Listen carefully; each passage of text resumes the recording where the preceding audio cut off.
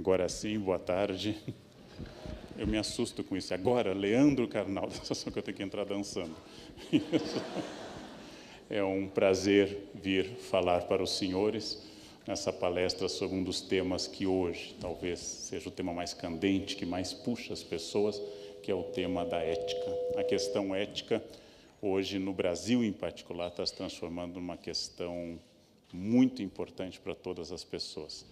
Eu tenho falado sobre diversos enfoques sobre ética pelo Brasil e até tenho no meu currículo, desde o ano passado, a alegria de ter dado uma palestra sobre ética em Brasília para os diretores das empresas estatais e ter voltado. São dois méritos. Eu dei a palestra e voltei da palestra também. A reflexão de hoje é uma tentativa que eu acho importantíssima de trazer o grande conhecimento da cultura, da filosofia, da história, e cada vez mais há um imperativo que nós possamos trabalhar com isso no nosso cotidiano.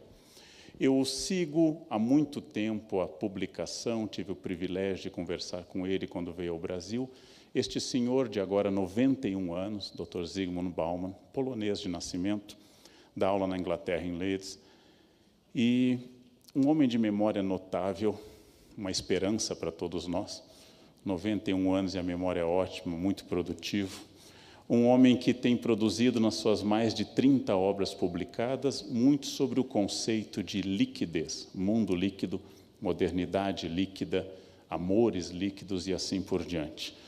Que metáfora é essa fundamental para todos nós? O mundo não tem forma.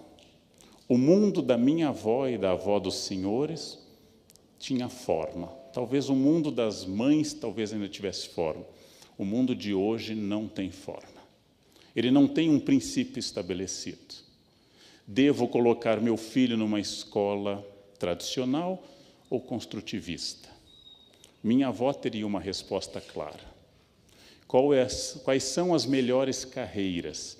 Qual é a melhor maneira de fazer um casamento? As respostas eram muito claras, elas não são mais. Quando os pais angustiados me trazem como professor sobre onde devem colocar o filho para estudar, eu sempre digo, não se preocupe, tanto faz, vai dar errado de qualquer jeito. Então, faça o melhor possível, só ele vai ao psicólogo por motivos diferentes. Quem teve pais que interferem demais vai por um motivo, quem teve pai que não interfere vai por outro motivo. Mas eles irão ao psicólogo de qualquer jeito. E o Rivotril continuará sendo uma grande âncora neste país. Alguém me disse que o Brasil é um dos maiores consumidores de Rivotril do mundo. Eu adoro esse nosso desempenho mundial. Não sei se somos os primeiros, mas podemos chegar lá, gente. Se a gente fizer uma campanha, a gente chegará lá. A minha avó recomendava que eu fizesse concurso para Petrobras. E eu imagino onde eu estaria hoje, aos 52 anos, se eu tivesse chegado à carreira da Petrobras. Talvez estivesse em Curitiba, uma cidade que parte da diretoria da Petrobras teria como amigo um japonês específico. E essas certezas do que era uma carreira, do que era um casamento, do que eram as coisas certas e erradas, pessoas boas e pessoas ruins, ela desapareceu. Nós somos um mundo líquido porque, sem forma, somos obrigados a criar nosso sistema de valores. E o maior símbolo deste mundo, agora eu saio um pouco do nosso querido Bauman e vou para outros autores, como Giddens, por exemplo, ou Manuel Castells, é o que está acontecendo neste momento nessa sala. Eu estou falando, as pessoas prestam atenção e há dezenas de celulares ligados, tirando foto, gravando, filmando e dizendo, estou aqui, kkkk, que é a conversa básica das pessoas. Como eu já disse várias vezes na internet, é uma fixação no potássio, né? Kkkk, potássio, potássio, potássio. As pessoas deviam variar os elementos atômicos, mas o potássio tem uma força enorme. As pessoas estão fotografando, filmando, ou seja, o corpo está aqui e a mente está longe. Mesmo quem não está fazendo isso, está atualizando, entrando no Face. Essa é uma característica contemporânea. A minha geração ainda vai estranhar. E quando a minha geração morrer, não haverá mais estranheza com isso. Eu fiz uma experiência na Unicamp, gente, para exemplificar isso, e para mim foi impressionante. Irritado com os alunos da pós que não paravam de acessar celulares e tablets, eu, pela primeira vez na vida, enfrentei uma sala de aula com um tablet celular aberto e fingi que atendia mensagens. E um aluno perguntava só um pouquinho e digitava alguma coisa fictícia. Eu queria mostrar a eles que horror era não estar focado. Ao final de 4 horas de aula, triunfante, pedagógica, eu disse a eles, vocês notaram o que aconteceu hoje? Eles, todos. Não, professor, o que foi? Nenhum deles notou. O que significa isso? Quem ainda gosta de foco é velho. É isso. Essa ideia de foco é uma ideia de um mundo mais tradicional. Marx, em 1848, no Manifesto do Partido Comunista, dizia que o nosso mundo entrou numa fase, 1848, onde tudo que é sólido desmancha no ar. Nosso mundo entrou nessa fase, e essa fase vai continuar por algum tempo. Pelo contrário, ela está se acelerando. E a velocidade dessa transformação faz com que eu perca a referência, porque aquilo que transformou o meu mundo já perdeu o significado. Conversávamos agora aqui nas salas anteriores, antes de entrar na palestra, com a diretoria do Conselho, e comentávamos coisas como retroprojetor ou datilografia. As pessoas nessa sala, que têm na cabeça o mantra ASDFG, C cedilha LKJH, também já devem estar tomando estatinas em geral, né? Ou seja, já são pessoas mais experientes, com taxas de colesterol mais descontroladas, né? São amigos do Lipitor. Quem tem datilografia na cabeça tem uma outra formação. E o que é mais notável, eu perdi meses de vida fazendo o curso de datilografia. Eu tenho diploma de datilografia. Meu sobrinho de 19 anos nunca viu uma máquina de escrever e digita mais rápido do que eu. E ele digita no celular com os polegares e eu digito com o indicador. É um problema estrutural na articulação das pessoas de idade, polegares e indicador. Essa perda de referência, que tudo aquilo que eu aprendi, inclusive já como professor, usar retroprojetor, passar prova em mimeógrafo, desapareceu como sentido. Todas essas questões vieram ao lado de um aumento espetacular, do qual eu sou testemunho nesses 33 anos de atividade pedagógica, do individualismo. O individualismo é a marca do nosso tempo e está crescendo. Há um teste do qual nenhum de nós jamais falhará ao fazer.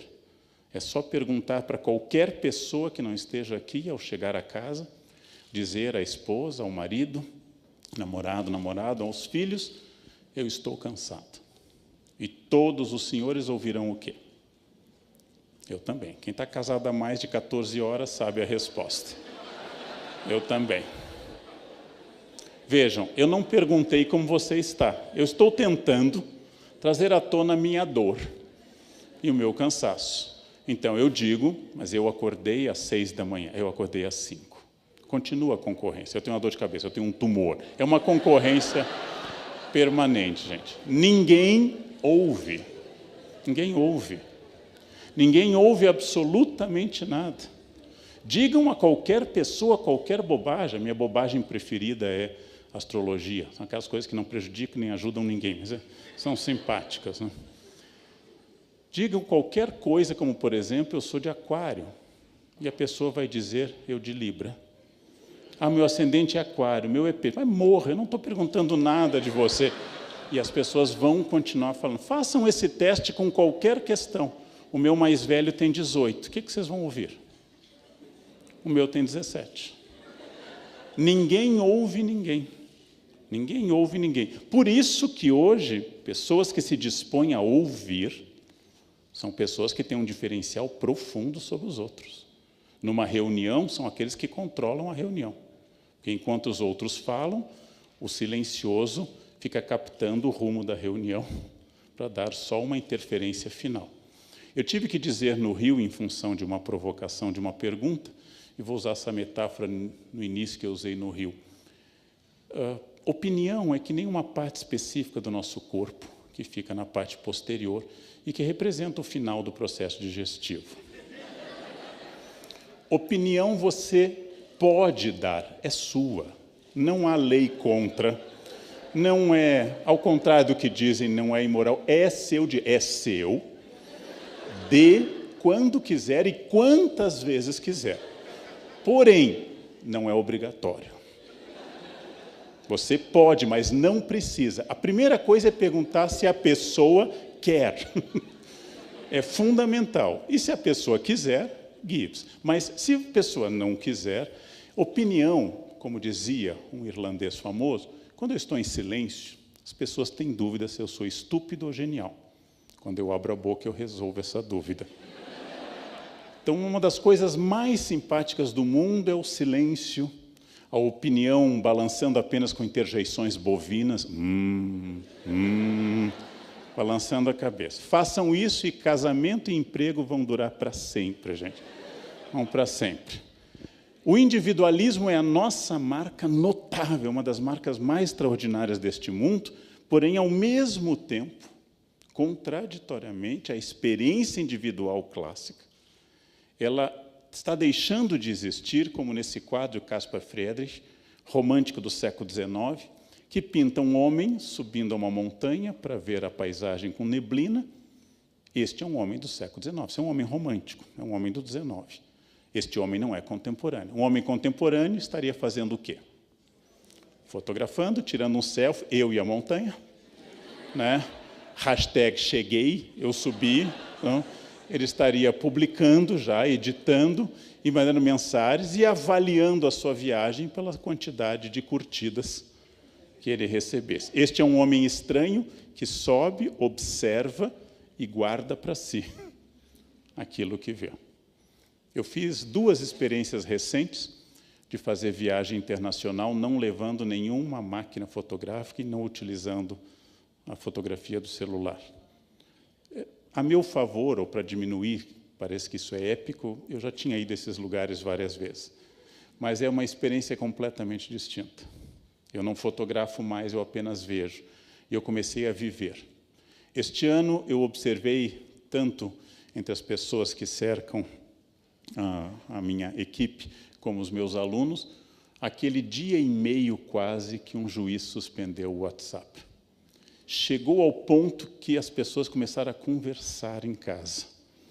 Estava de tal forma perturbada a ordem mundial ano passado, que houve até marido que perguntou coisa à esposa durante o jantar. Vocês veem o ponto que nós chegamos. Um juiz deve ter provocado divórcios inúmeros, né? Porque as pessoas vão dizer, quem é você? Né? Depois que tiram a cara do celular. Imaginem isso. As pessoas são fixadas na intermediação eletrônica, chamadas redes sociais e assim por diante. As pessoas vivem através da imagem que elas transmitem. Eu não estou entrando naquela discussão que, quando eu era jovem, um autor da minha geração, Erich Fromm, dizia bastante, ter ou ser, publicar ou existir. Não. Não é mais superficial quem publica mais fotos ou menos. Apenas talvez tenha mais tempo e seja mais carente. Mas a grande diferença está em que eu suponho que isto seja viver. Eu suponho que esta imagem seja eu. Como eu escrevi num artigo para o Estadão sobre a moça australiana que abandonou as redes depois de anos fotografando, e para fazer uma foto zen na beira da praia, ela passou horas e horas testando o melhor ângulo. O mundo líquido dissolveu fronteiras. O mundo líquido tornou os valores relativos e introduziu a incerteza entre nós. Ninguém mais tem muitas certezas. Ninguém mais tem uma clareza sobre as coisas. Ninguém mais consegue dizer assertivamente o que é certo e o que é errado. E a identidade de todas as pessoas, farmacêuticos inclusive, médicos, professores e advogados, ela se torna líquida também. Essas identidades eram claras no passado. O simples uso do guarda-pó ou do jaleco, o simples uso de um avental caracterizava uma pessoa. Hoje tudo tem que ser conquistado. Eu só reclamo isso, e já reclamei várias vezes, que eu fui aluno numa época que os professores tinham toda a razão. E hoje eu sou professor numa época que os alunos têm toda a razão. Eu nunca peguei um momento bom nessa história. Era ótimo ser professor há 50 anos e é ótimo ser aluno hoje. Bom, eu escolhi um momento errado, foi uma encarnação só errada a esse respeito. A identidade era dada. Como o meu clínico geral comenta, e eu lembro disso, há alguns anos levava-se o exame clínico fechado para o médico. Não era possível abri-lo. Hoje ele chega ao médico analisado pelo Dr. Google. Você chega lá e diz, doutor, eu estou com HDL. Aí o meu médico, o Dr. Jairo Idal, diz, e o que você recomenda nestes casos? Não? Porque as pessoas começaram, inclusive, a ler bula, extraordinário. Elas começaram eu já não posso mais, a presbiopia não permite, mas elas começaram a ler bula. A identidade é um problema. Identidade de tudo, de absolutamente tudo. Essa identidade tem apenas uma questão que não mudou, mas se intensificou, e com a qual nós medimos hoje a capacidade de uma pessoa, que é seu poder de consumo. Não há nada mais depressivo do que não poder consumir. Zygmunt Bauman sugere num livro, 44 cartas, que as lojas, isso é particularmente importante para a área dos senhores, que as lojas deveriam se chamar farmácias, porque elas são a solução para diversos males, como depressão, angústia, etc. As lojas deveriam ter uma identificação farmacêutica. E, de acordo com a quantidade de gastos, elas poderiam botar uma tarja preta, por exemplo, essa loja é só para casos graves. A ideia do Zygmunt Bauman. Eu acabei de ver uma enquete num jornal na hora do almoço, de pessoas dizendo que compras relaxam, que comprar deixa a pessoa feliz. O elemento redentor é o consumo. Hoje nós consumimos mais do que nunca, com problemas ecológicos, psicológicos e também financeiros. O Brasil é uma nação, por exemplo, profundamente endividada, especialmente em determinadas categorias sociais. E é muito importante pensar que, quando eu chego a este ponto, eu passo a confundir o fim de um mundo com o fim do mundo. Todas as pessoas mais velhas estão achando que o mundo está acabando, porque elas não se adaptam mais a isso. Observem num shopping, observem num prédio, a entrada da escada rolante. O mais velho vai ter 1 minuto de dúvida. Ele mira a escada rolante. Ele se aproxima e dá um pulo, porque ele tem medo da escada rolante. Aquela coisa engole gente, porque ele viu surgir aquilo. Os jovens entram. De fato, a escada rolante provoca problemas, às vezes, mas o medo é um sinal de idade. Aquela dúvida na hora de um celular novo, o jovem começa a fuçar. E o mais velho fica olhando, por que eu troquei o outro? Eu sabia tudo onde estava. Quando eu começo a não ter mais significados no meu mundo, eu começo a estranhar, por exemplo, a necessidade atual, imperativa, profunda de ser feliz. Todos devem sorrir nas fotos. Fotos de pessoas mais velhas, 50 anos, ninguém sorrir. Não era de bom tom um profissional, por exemplo, tirar uma foto sorrindo. A felicidade é obrigatória. Vocês sabem, desde há muita palestra para RH, que pessoas infelizes não são contratadas pelas empresas. As pessoas têm que estar com muita vontade de trabalhar e contribuir para a empresa. E aí pergunto, qual o seu objetivo aqui? Eu acho que a proposta da empresa combina muito com a minha, eu quero trazer minha energia e minha força para isso. Qual o motivo de alguém trabalhar no planeta Terra? É ganhar dinheiro para não morrer de fome, poder sustentar pessoas. Porque se a gente fosse trilionário, não passava nem 1 quilômetro daquela empresa, né? Quem daqui, tendo 500 milhões no banco, eu quero numa farmácia de manhã até o fim do dia, porque aqui, é ali que eu sinto. Gente, eu amo fazer o que faço, eu amo dar aula, né? Mas com 500 milhões no banco, eu contrataria 5 pessoas que amam dar aula e colocaria para dar aula. E eu gosto do que eu faço. Mas é obrigatório ser feliz, eu adoro o meu trabalho. mas o que eu gosto mais é a minha família, porque família é tudo, sabe? Não? E aí, na hora de perguntar um defeito, eu já fui entrevistador, já selecionava monitores, diga um defeito, perfeccionismo. Não, mas um defeito mesmo, obsessão com horário, não consigo me atrasar nunca. Não, eu queria saber uma coisa de fato, uma questão de caráter, botar a empresa acima da família. Estou tentando... Ninguém fuma, ninguém bebe, ninguém usa crack, ninguém usa cocaína. Né? A cocaína ou sua variante, que é Venvance, né? Que é a variante da cocaína. A felicidade é obrigatória. Todos devem ser felizes, e profundamente felizes. Tanto, e também isso é muito importante para a área de vocês, que nós passamos a medicalizar a infelicidade. Alguém perde a esposa, perde um filho, perde a mãe, recomenda-se medicação. É óbvio que a pessoa está triste, mas a tristeza é natural. A depressão é uma doença clínica, que pode nascer de uma série de coisas psicológicas e até deficiência de lítio, mas a depressão existe.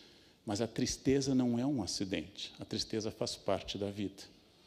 A tristeza é absolutamente essencial. Essa dimensão trágica da vida é essencial. Eu sou feliz hoje porque no passado eu não era. É a única medida que eu tenho para medir uma vida. A felicidade obrigatória é muito artificial. No Facebook, no Fakebook, todos são felizes. Todos têm uma vida maravilhosa, todos comem em lugares extraordinários, passam finais de semana. Ninguém publica assim, brochei. Né? Ninguém publica uma coisa dessas, né? E o outro kkkk. Ninguém publica isso. Talvez porque ninguém sofra deste mal, mas aí tem farmácia também. Tem farmácia também. Essa liquidez, gente, atinge em particular os valores. Os valores hoje são difíceis de serem transmitidos. É difícil você permanecer na sua fila quando o acostamento está tomado de pessoas. É difícil estabelecer essa linha entre certo e errado. E pela primeira vez na vida, numa prova seletiva de concurso de ingresso de pós, eu tirei a prova de um aluno que estava colando e ele dizia, não, professor, é o meu jeito de estudar. Eu disse, não, mas isso é estelionato, isso é fraude, isso é um 7-1, isso é... Dei uma série... Não, eu sempre estudo assim com papel. Eu disse, não, mas isso é cola. Não, mas é o meu jeito. Não existe mais um valor de dizer simplesmente que se a prova é sem consulta, implica dizer sem consulta. E que ele está tomando uma vantagem sobre os outros. Ou seja, os valores não é simples... Os alunos colavam e sempre colaram. Sempre colaram. Mas há 50 anos, quando alguém era pego colando, ele sabia que tinha feito algo errado. Ele tinha raiva, porque ele foi pego num delito. E hoje é difícil dizer. Sim, mas você vai fumar nesse lugar que é proibido? Eu gosto. O meu querer se torna destruidor de todos os valores e é lógico que vai atingir em particular o campo mais delicado, o campo mais difícil da gente trabalhar, que é o campo da ética. A ética é uma das grandes discussões do Ocidente. Existe uma grande ética tratada por Platão e Aristóteles, por Spinoza, uma grande ética que trata as normas dos valores de conduta da sociedade, política e assim por diante. Existe uma simpaticíssima pequena ética, conhecida pelo seu nome mais curto, etiqueta. Etiqueta é muito simpática. Não se trata de frescura de garfo e faca. Isso é coisa de classe média em ascensão. Etiqueta trata em como eu não devo perturbar o espaço do outro. Por que eu não devo, por exemplo, falar alto na rua? Por que eu não devo transformar meu carro em trio elétrico? Por que eu não devo andar com uma mochila no metrô, em ônibus ou em avião, ao levantar, esbarrando em todo mundo? Por que eu não tenho o direito de assoar o nariz e ficar contemplando o que de lá veio, admirado, como num exame patológico? Porque os do lado podem ficar. Por que eu não tenho direito de eructar ou flatar? A etiqueta trata disso. Ou seja, ela trata de como eu tenho que respeitar o espaço do outro através de uma recomendação básica, que é multiplicar as palavras com licença, por favor e muito obrigado. Essas palavras são mágicas. Mas nós vamos tratar hoje, essencialmente, da grande ética. E ética é sempre um fenômeno racional. Se ela fosse de regras religiosas, ela seria moral. O que é moral? Aquilo que as freiras do meu colégio no interior do Rio Grande do Sul, onde eu nasci, colocaram no banheiro da escola. Deus te vê. Isso estava no banheiro da minha escola. Para impedir atividades individuais e ou coletivas, as freiras colocaram Deus te vê. Levei anos para superar esse trauma infantil. Faço análise até hoje. Isso é moral. Por que eu não devo fazer alguma coisa ali, fora o essencial? Porque Deus está me vendo e vai punir ou premiar quem fizer A ou B. Moral pressupõe um Deus, um decálogo, regras. Para os católicos, 5º mandamento, não matará. Para os judeus é o 6º mandamento. Para os católicos, 4º mandamento, honrar pai e mãe. E se eu não honrar pai e mãe ou eu matar, eu vou ser punido ou eu vou ser premiado por fazê-lo. Moral pressupõe alguém me observando. Moral é um campo religioso, é tradicional, é fundamental para a sociedade. Mas eu quero perguntar uma outra coisa. O que aconteceria se não houvesse nenhum céu ou inferno para eu definir o certo e o errado? O que aconteceria se eu pudesse fazer algo que ninguém testemunharia e não teria nenhum efeito na minha eternidade? Por que é que matar é errado, independente do 5º mandamento? Por que é que desrespeitar pai e mãe é um equívoco, independente de haver um céu ou um inferno? Esta é a questão da ética. Qual é o sistema racional para eu poder desenvolver? E eu vou me prender não ao primeiro, mas ao mais importante dos criadores dessa ideia, que é o grande Aristóteles, que decidiu escrever um livro com o título do nome do filho dele. E é muito interessante que ele o tenha feito. É um legado dele para o filho. E o livro se chamou Ética, Nicômaco. Com isso, Aristóteles queria dizer que ele quer mostrar de forma clara ao filho o que é o bom comportamento. Esse livro extraordinário, fácil de ser lido, existe na internet, dezenas de traduções. Aristóteles nos traduz desde o início, eu tiro isso do 1º capítulo, em primeiro lugar, que a virtude ética é adquirida, não vem conosco. Ao contrário do que Platão dizia, que a gente nascia com ideias já. Ela é adquirida pelo hábito. Então, primeiro mandamento ético de Aristóteles: crianças são amorais. Crianças não sabem o que é certo e errado. Crianças não medem consequências dos seus atos. Elas têm que ser ensinadas. Por isso que a ética entra em colapso hoje, porque a força para ensinar está diminuindo entre nós. Nós temos medo de não sermos amados e por isso mimamos. E assim, ao invés de amor, criamos imbecis, que é o resultado de todo mimo. Toda criança mimada vira um imbecil, insuportável. E os pais que amam muito ao mimarem estão produzindo alguém incapaz, desagradável e inútil no futuro. Agora, se eu quero educar, eu vou ter que estabelecer limites, porque os limites provocam trauma e o trauma é o início da educação. Bota o dedo na tomada, leva um choque e não põe mais. Pavlov, ação e reação. Ou seja, educar é estabelecer limites. E Aristóteles defende isso desde o início. Ela é adquirida com hábito. Alguns são difíceis de passar adiante. Outros precisam de muita insistência. Nós não nascemos com isso, mas nossa natureza é capaz de adquiri-la e aperfeiçoá-la. É a crença de Aristóteles na educação que eu acho fascinante. Nós podemos moldar o ser humano para que ele aprenda a perceber o espaço do outro e aprenda que ele não é único no mundo.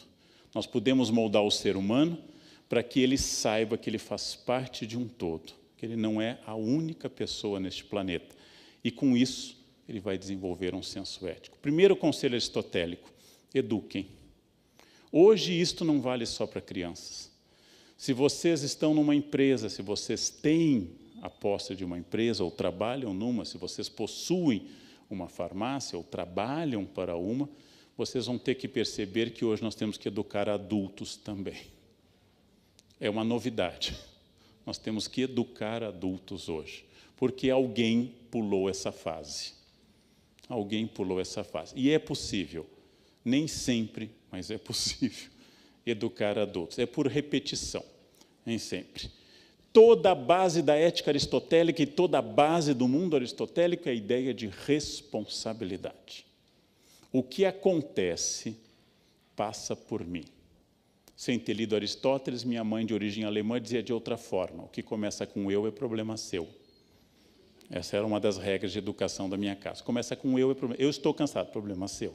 Não precisa trazer a nós. Eu estou doente, então resolva. Esse é um problema seu. Só traga para nós o problema que for nosso, não seu.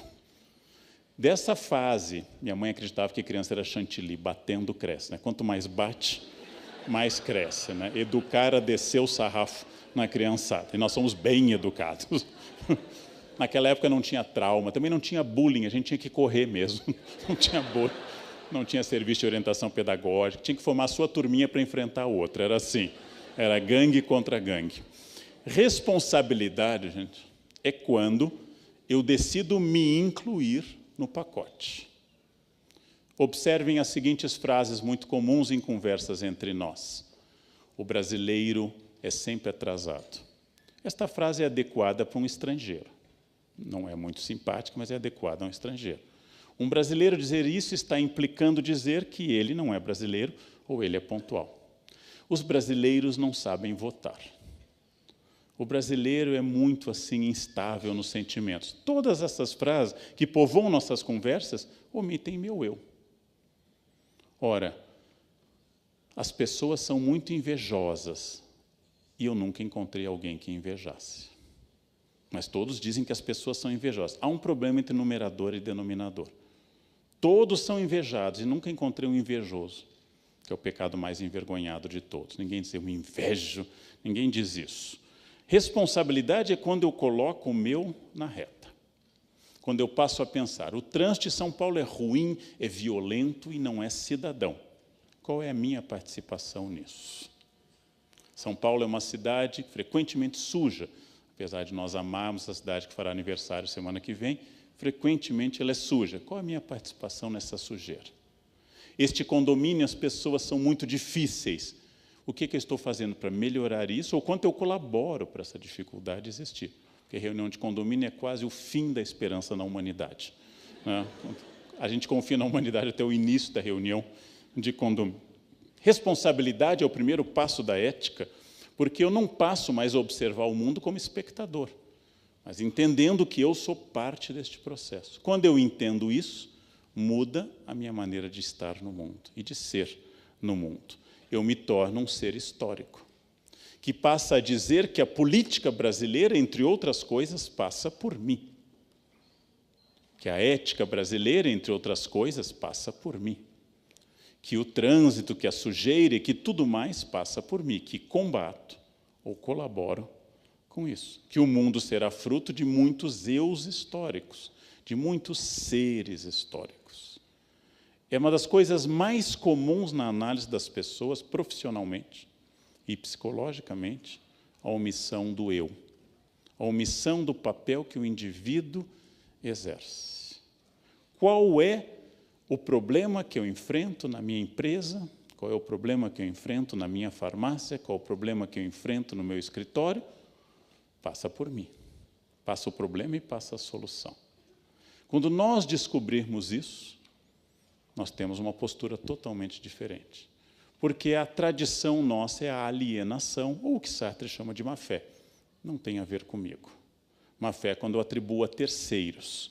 Os iluministas, na enciclopédia, disseram que eu tenho uma chance de perceber sempre a liberdade.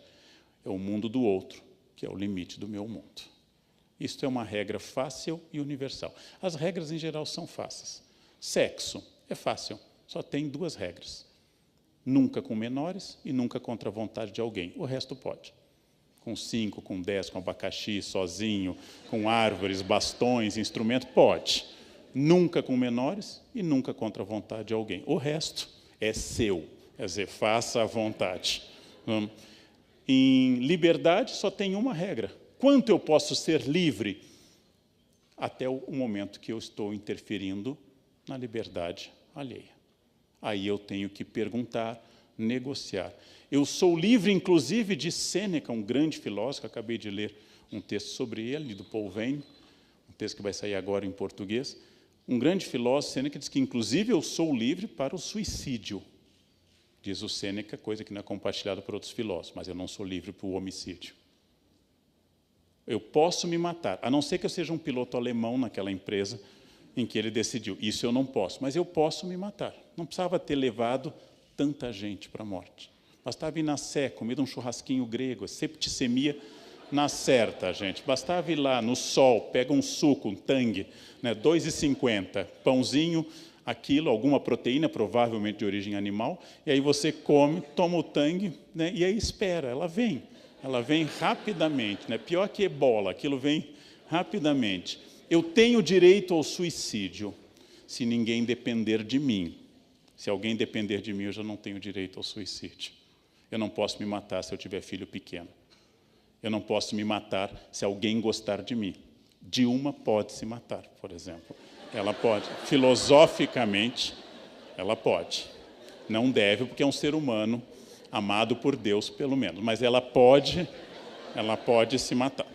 Ela é livre, Zé Dirceu é livre. Várias pessoas são livres para o suicídio. O mundo do outro é sempre o limite do meu, porque toda ética é um diálogo entre o bem comum e o bem individual. Eu já reclamei, virou até um vírus na internet a minha frase, eu gosto de piano, eu me formei em música, e adoro em particular Bach, e toco toda semana como hobby. É um direito meu. Os meus vizinhos gostam de futebol. Agora, eu jamais gritei na janela, chupa Beethoven, né? Jamais fiz uma coisa dessas, né? Porque isso é ferir a liberdade do outro de gostar de Beethoven, por exemplo. E eu também não sei se Beethoven gostaria de chupar, eu não tenho essa informação sobre isso. E o vizinho pode gostar de Beethoven, né? E pode se sentir ofendido com o verbo. Né? O que significa isso? Eu tenho uma negociação entre o bem individual e o bem comum. Então, meu time fez gol, eu posso dizer, sim, bem em silêncio, um gesto, em silêncio absoluto, ou morder a fronha e gritar alguma coisa. Né? Isto significa que o espaço do outro é o espaço que define toda a ética. E como nós somos individualistas, e as fronteiras são oscilantes e plásticas, líquidas, este é o problema hoje da ética. O que é o espaço do outro? O que eu posso fazer ou não? Qual o limite daquilo que eu posso? A subjetividade atinge, inclusive, a ética quanto ao tamanho. Todos que estão nesse auditório concordariam comigo que roubar de uma empresa dinheiro, retirar 500, 1.000, 2.000 reais de um caixa é roubo e deve ser punido.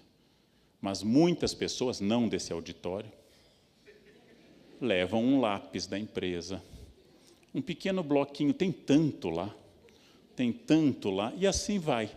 E as casas vão se enchendo de clipes mágicos, de objetos que têm origem ao almoxarifado, onde tem muito. Isso também é roubo.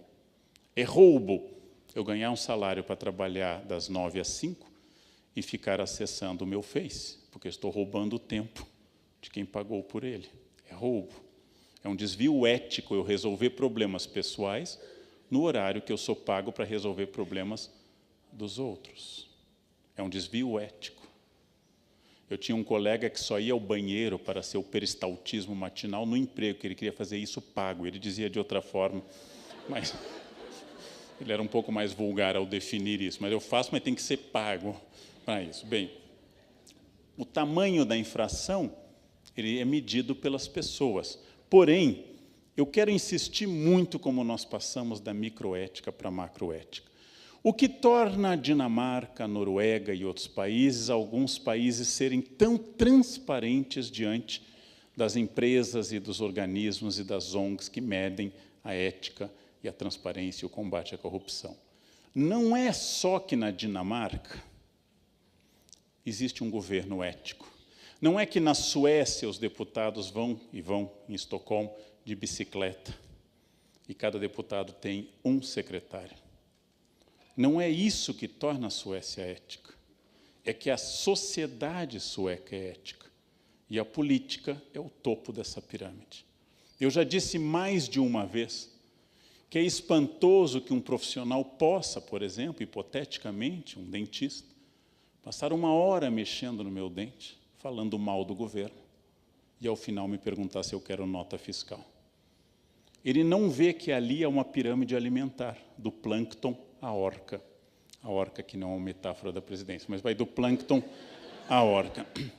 Ele não vê que, óbvio, quem desvia a merenda escolar é infinitamente mais culpado do que quem não emite uma nota fiscal privada, mas que o princípio é o mesmo.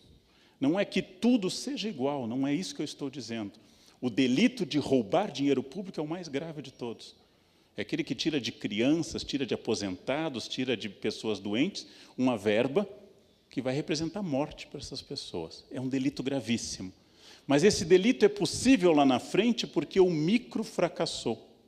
O micro fracassando, eu vou tornando cada vez mais possível isso. Em país onde o governo não é ético, as pessoas são constantemente atrasadas, constantemente andam pelo acostamento, constantemente subornam policiais, constantemente negociam para esgarçar, para ampliar a capacidade das regras éticas, sempre. Não existe um país do mundo que o governo seja exemplar e a população corrupta, ou a população muito ética e o governo corrupto. Não existe. Em todos os países isso é uma pirâmide do micro ao macro.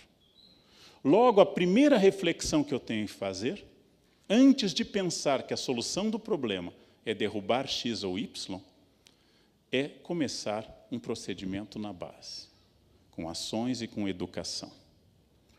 No momento que eu decido que todos estão seguindo a regra e eu vou me dar bem, aproveitando exatamente que a regra esteja sendo aplicada aos outros, porque ali eu sei que não tem câmera e o Waze, que é Deus, também me informa que é seguro, e eu vou pela faixa do ônibus, porque o Waze informou que não tem policiais e não tem câmera. No momento que eu estou fazendo isso, eu estou me dando bem. E ao me dar bem, eu estou dizendo a todos que estão seguindo a regra que eles são panacas. E ao me dar bem, eu estou estabelecendo um microdelito insignificante, que não vai matar ninguém, possivelmente, às vezes mata, mas não vai matar ninguém. E aqui está a origem de um comportamento, porque este motorista pode e provavelmente vai um dia se candidatar.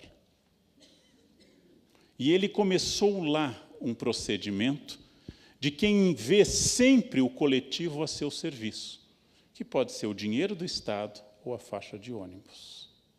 Sempre vê o coletivo ao seu serviço. Nós temos uma tendência, tipicamente, de áreas tropicais como o Brasil, de formação ibérica, de base católica, a interpretar a regra. Vejam, eu já apliquei provas em função de ter trabalhado para o MEC, já apliquei prova em 26 das 27 capitais brasileiras. Só não apliquei ainda em Palmas, que eu ainda não conheço. Em todas eu disse a mesma coisa, entreguem a prova. Todos os brasileiros, do Amapá, onde eu passei 15 dias, ao meu estado natal, dizem a mesma coisa, que vocês também disseram como alunos. Entreguem a prova agora. O que vocês fazem? Um sorriso? Só mais um pouquinho. O que significa isso? Eu não vou entregar. Mas eu não estou enfrentando sua autoridade, porque eu estou sorrindo e usando o diminutivo. Eu não vou enfrentá-lo, não vou dizer, venha pegar se você for homem. Eu não vou dizer isso, porque é perigoso nessa situação. E também não vou entregar, porque isso me prejudicaria. Então eu começo a negociar. Um alemão entregaria. Um francês formaria uma comissão da sala, dizendo que a prova não era suficiente o tempo, e organizaria um sindicato. Não?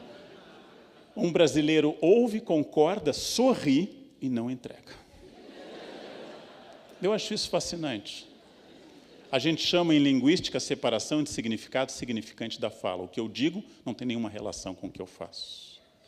Você passa lá em casa, vou ver se dá. O que significa isso? Que entre agora e a segunda vinda de Jesus, neste momento, eu vou tentar passar na sua casa. Vamos se ver no fim de semana, eu adoro esse erro de português. Vamos se ver nos fins de semana, deve ser se ver. Ah, vamos. Não vão. Não vão. Eu fiquei chocado ao estudar fora, e a primeira vez sozinho, num país frio, dizendo a colegas, sem ainda uma rede de amizade sólida, eu disse, olha, em fevereiro é meu aniversário, está nevando, eu estou sozinho, vou fazer um jantar lá em casa, vocês vêm? E um disse, não. E eu fiquei olhando, triste, deprimido, nevava, porque o europeu responde sim ou não. Todos os brasileiros, inclusive os que não fossem, diriam, a prima da minha cunhada vem, e eu acho que vou ter que arrumar a gaveta das meias, que eu tenho que botar em ordem de cores, e também é o dia de lavar cabelo. Mas se der, eu vou ver se eu dou uma passadinha. Não. Toda vez que um brasileiro explica, ele não vai. Se ele explica, ele não vai.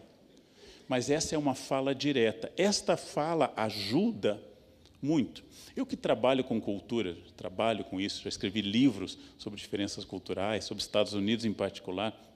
Recebi uma aluna do Texas, a pedido de um amigo meu, professor americano, porque ela estava perdida, não falava português, queria se matricular na Unicamp. Eu a recebi, levei a Unicamp, matriculei-a e arrumei uma pensão para ela ficar em Campinas. Passei um dia dedicado a ela e, ao final do dia, usei uma expressão brasileira. Eu disse para ela, me liga, call me. E ela me disse, para quê? A primeira coisa que me veio à cabeça foi sua vaca. Passei todo dia dedicado a você. Estou sendo gentil, né? Na verdade, o errado era eu. Nos Estados Unidos, eu tenho que definir o objetivo do encontro, porque é uma palavra para cada objetivo. Date é uma coisa, appointment é outra. Para nós é tudo encontro.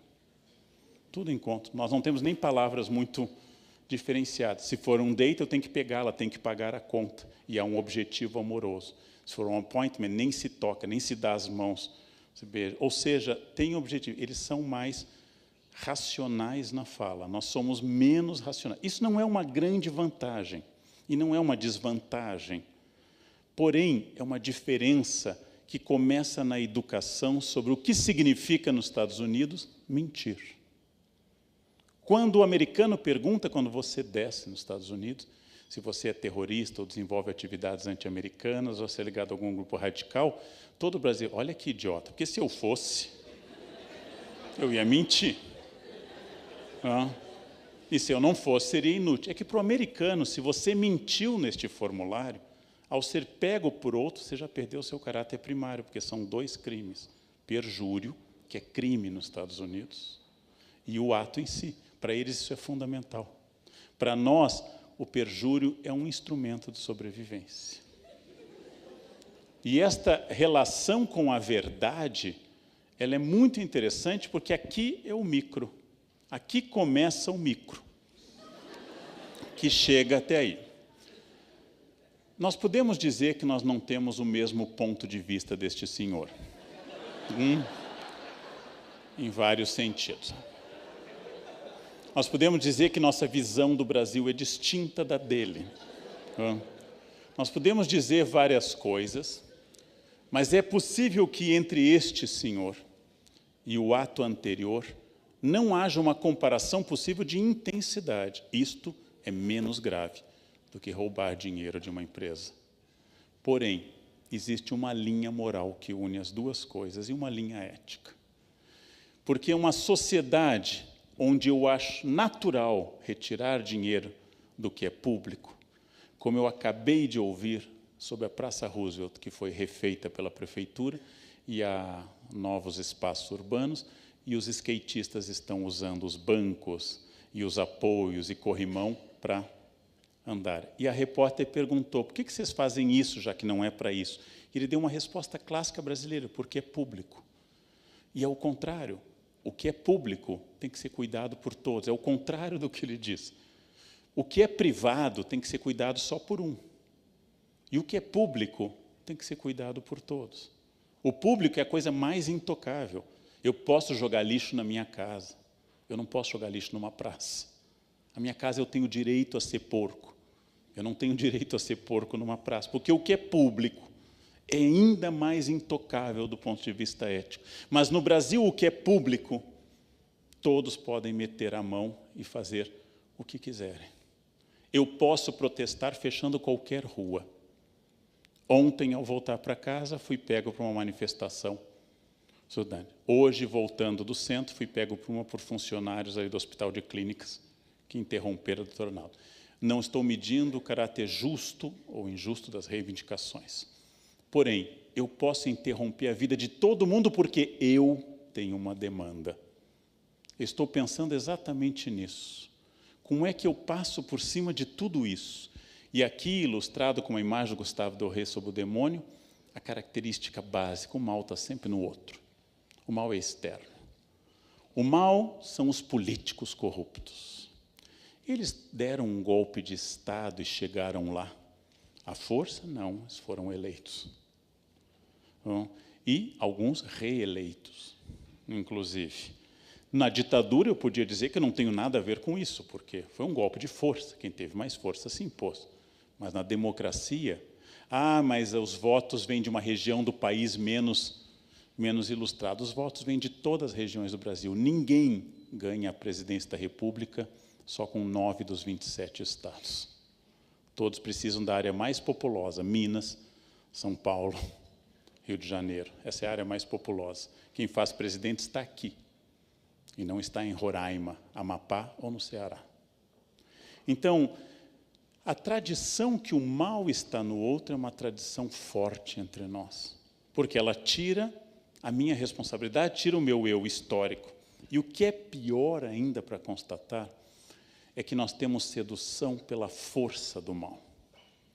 É um pouco estranho para eu imaginar por que pessoas pagam para assistir na TV ou em ginásios 2 homens se batendo até tirarem sangue um do outro. Briga já é uma coisa terrível, mas uma briga paga com horário, não, é estranho, não? Parece um crime premeditado. Não aquele impulso animal de brigar com alguém que todos nós já tivemos. Aquela vontade de estrangular que a gente tem com a humanidade, e praticamente com um filho adolescente. A maior parte de nós não o realiza, felizmente. Mas eu tenho admiração por quem se impõe pela força, por quem se impõe para o outro. Porque, de alguma forma, a personagem da esquerda de vocês seduz mais que a personagem da direita. De alguma forma, a personagem da direita, que é bom pai de família, trabalhador, pontual, é calmo, herdou da avó, este fleuma total de um britânico. O outro é maconheiro, dado a festas. O outro é a personagem mais popular da família real depois da Rainha Elizabeth. Nós não gostamos muito de nerds. Apesar da advertência do Bill Gates, respeite o nerd, porque você vai trabalhar para um deles. Respeite o nerd da escola, você vai trabalhar para um deles. Nós gostamos do malandro. Quem cumpre o que a professora pede é puxa-saco. Quem não cumpre é herói da turma. E esta é uma sedução que ela é estrutural, mostrando a imagem de Adão e Eva, mas essa vontade nossa, pensem numa empresa perfeita chamada Éden, feita por Deus, não por um burguês qualquer, por Deus, no qual ele põe tudo perfeito e põe 2 seres prata da casa, um feito de pó, outro do outro funcionário. 2 funcionários. O código de ética só tem uma regra, não pode comer só dessa, o resto tudo pode, só não pode isso. E eles foram lá e fizeram. Deus, gente, não o chefe. Deus. Aí eles vão para fora, tem 2 filhos, um mata o outro. 50% de homicídios na outra geração. Essa é a primeira família humana criada diretamente por Deus e bem próximo da matriz divina. Imagina a nossa. Então, pensem isso agora, gente, no próximo Natal. Pensem isso, quem não for cristão, o próximo Hanukkah, a próxima festa de vocês, que a nossa família não é assim tão terrível. Ninguém mata ninguém na nossa família, não? Ainda. A ideia de que o mal seja externo é uma fantasia. Lembrem que quando os aviões, em função do 11 de setembro de 2001, decidiram blindar com aço a porta dos pilotos para impedir que terroristas invadissem aquele espaço, como aconteceu tragicamente, eles fizeram isso e isso provocou que um alemão depressivo jogasse, porque não dá para arrombar aquela porta. O mal não é externo, ele está também dentro. Imaginem um pai de família que cerque a casa com fosso, com cerca elétrica, com seguranças armados, ponha portas de aço, alarme, feche tudo e diga à sua filha: agora estamos seguros, querida Suzane Richtenstoffel. Agora a nossa família pode dormir em paz, porque nenhum bandido vai entrar. A ideia de que o mal seja externo é uma fantasia romântica. O mal habita em todos nós. Todos temos potencial para o assassinato. Todos temos potencial para tudo. E depende de uma série de circunstâncias. A ética trata de como eu trato essa natureza humana, no qual todos temos potencial muito grande. Eu não estou falando daquelas pessoas que os senhores, por terem estudado temas médicos, conhecem melhor do que eu. Não me refiro a esquizofrênicos.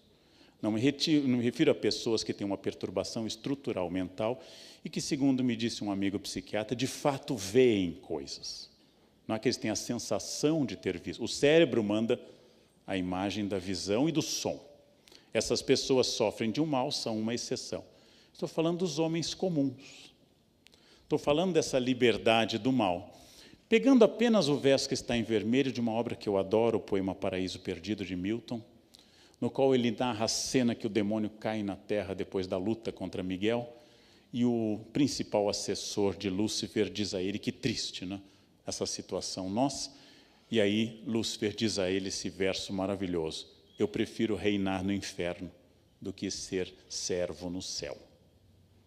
Eu prefiro a liberdade nessa kitnet do que a escravidão na casa dos meus pais. É até bonita essa ideia. Eu aqui sou livre, lá todos são escravos. Bem, hoje as pessoas querem morar na casa dos pais e querem ser livres, né? Então é um pouquinho distinto. A marca que perturba a relação ética é exatamente que querer fazer algo tornou-se sinônimo de poder fazer algo. Porque as pessoas agora têm como regra ética a distinção apenas do seu poder. Então, aqueles que podem mais, fazem mais. E os que fazem menos, fazem menos. Eu dei uma resposta há pouco no Face de uma menina que disse que não concorda eu estar escrevendo para tais e tais revistas e para tais e tais jornais, que ela acha que são jornais assim e assado. E eu disse: então, quando convidarem a você, recuse. Porque até lá vai parecer apenas inveja. Eu posso criticar alguém que se preocupa muito com a boa forma. Olha, aquele cara só faz exercício, tem abdômenes definidos, ele é obcecado. Posso, se eu também tiver. Se eu não tiver, eu devo me calar. Eu posso dizer que dinheiro não traz a felicidade, se eu for o Bill Gates ou Steve Jobs. Porque eu não sei se dinheiro traz a felicidade ou não. Então, quando eu tenho uma informação, eu posso criticar o outro. Você estuda demais, essa sua obsessão com estudo. Se eu estudo tanto quanto, eu posso dizer isso. Se não, é muito curioso que isto não é uma crítica moral, mas é uma questão chamada inveja, que é a tristeza pela felicidade alheia. Eu fiquei muito impressionado ao ler há 2 anos a biografia do Steve Jobs, falecido, porque este homem de uma cabeça incrivelmente criativa, e a biografia é ótima, ele conta lá pelas tantas que o primeiro dinheiro que ele fez na vida, criança de origem síria que ele é, adotado por uma família americana, o primeiro dinheiro que ele fez na vida foi com o que ele chamou de caixa mágica, um aparelho eletrônico que roubava o sinal interurbano da AT&T dos Estados Unidos. Ele vendia esse aparelho que você, acoplando ao telefone, tornava local uma ligação interurbana, no telefone fixo. Os jovens não sabem o que é telefone fixo. Anotem, depois o tio explica. Era um aparelho que ficava na mesa e a gente discava. Vão anotando essas palavras, depois o tio mostra com a ajuda da internet, tá? A gente discava aquilo. E, às vezes, a linha dava ocupada. Isso. Bem, eu não estou fazendo um julgamento moral de um homem muito mais importante do que eu. Eu estou fazendo um julgamento moral do orgulho que ele sente por isso. Uma outra biografia, que é uma biografia de um empreendedor brasileiro, que agora não é mais tão rico, ele conta na sua autobiografia, que o filho alega ter sido o único livro que leu na vida, que ele trazia joias da Europa costuradas na bainha da calça. E com contrabando de joias ele começou a acumular dinheiro. Vejam, eu já fiz muita coisa errada na vida. Nunca contrabando de joias, mas já fiz muita coisa errada. Agora, eu nunca vou me orgulhar disso. É essa a questão que eu estou trazendo à tona. Eu não vou me orgulhar de um momento de fraqueza que, por falta de caráter, ou por falta de oportunidade, ou de consciência, eu fiz alguma coisa errada. Eu vou ter vergonha disso.